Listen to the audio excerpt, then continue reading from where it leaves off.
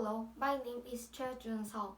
I wanted to introduce the most famous scientist, Stephen Hawking. This man or Stephen Hawking. I wanted to explain four sections. First section, Stephen Hawking's early life. Hawking was born in January 8, 1942 in Oxford, England.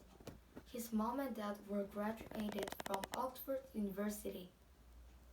The Hawkings, as one close family friend described them, were a mechanic bunch. Dinner was often eaten in silence, each the Hawkings intently reading a book. When he was 9, he got very poor grades in school and just managed to be an average student. He always interested in how stuff works and took clocks and radio apart, but had trouble with putting stuff together. Hawking showed a passion for science and sky.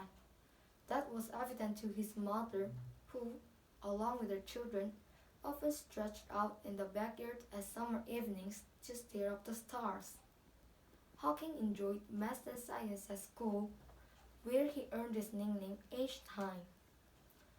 He wanted to study math at university, but Oxford didn't have a math degree at the time, so he chose physics and chemistry instead. Section 2. Hawking overcame ALS. While Hawking was working on his PhD at Cambridge University, he began to have health issues.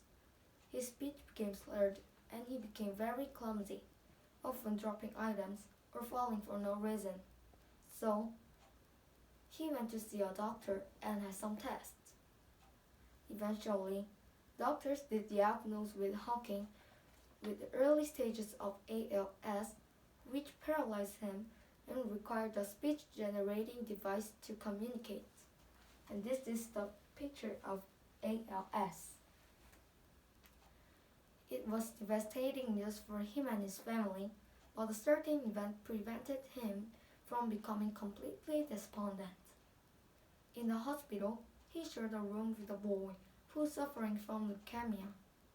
He thought that he could overcome leukemia and didn't lose hope.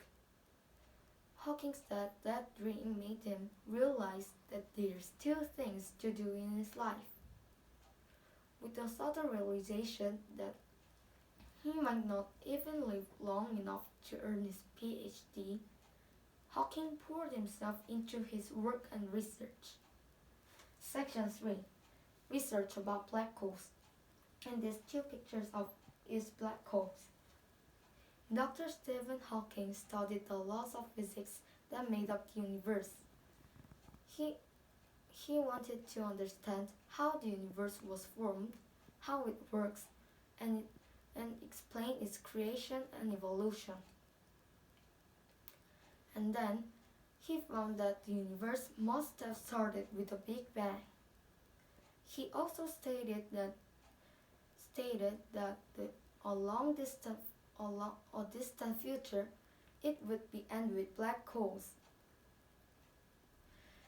A discovery from this research was that the black holes are not completely void of light as previously believed. In order for general relativity and quantum mechanics to work in harmony, black holes must emit radiation that can fade over time.